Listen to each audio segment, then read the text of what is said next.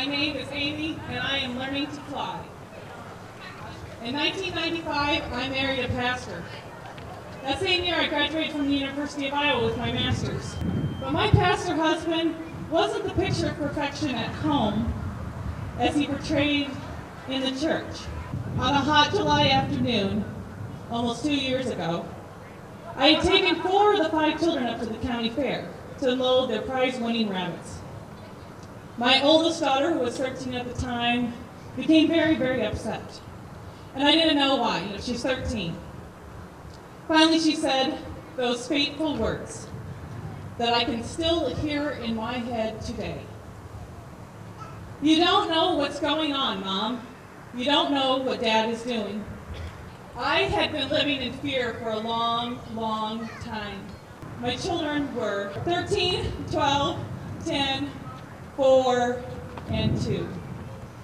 I called a college friend who lives out in Seattle, and I asked him for money. And on July 31st, we left. We went to my father's house. There we waited in fear, scared, terrified, worried about what was the outcome of this decision that I had made for myself and my children. I called the police back in our home county, and we were instantly rushed from place to place to get the evidence needed to have him arrested. One of the places we ended up was at the Domestic Violence and Sexual Assault Division of Family Resources. This is where my story of life begins. When we were ushered into the meeting room at Family Resources, I had my 2 older girls on each side of me. I can't remember a word they said to me. I just knew we needed to have faith. We needed to have faith in the 2 women that talked with us. We had to have faith in complete strangers. And I had to do this. I had no clue what to do. I had to trust these strangers to help us. I couldn't do this alone. I couldn't protect my children from a child molester. We were all crippled with fear because we didn't know how to live this kind of a life. I was hearing his voice all the time. "You can't do it. You'll never be able to leave." He had inflicted his poison in me, and I had to fight that poison. I had no job. I had no income, nothing but 2 cars and 5 children. We needed hope.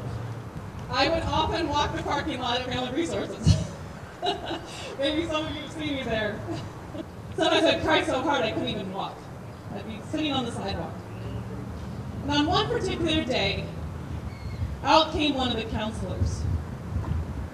And he said very calmly, "We are not going to leave you. We are not going to leave you." And I heard him. As I look out tonight, how many people do you know that are hiding in silence? As we did for almost 10 years.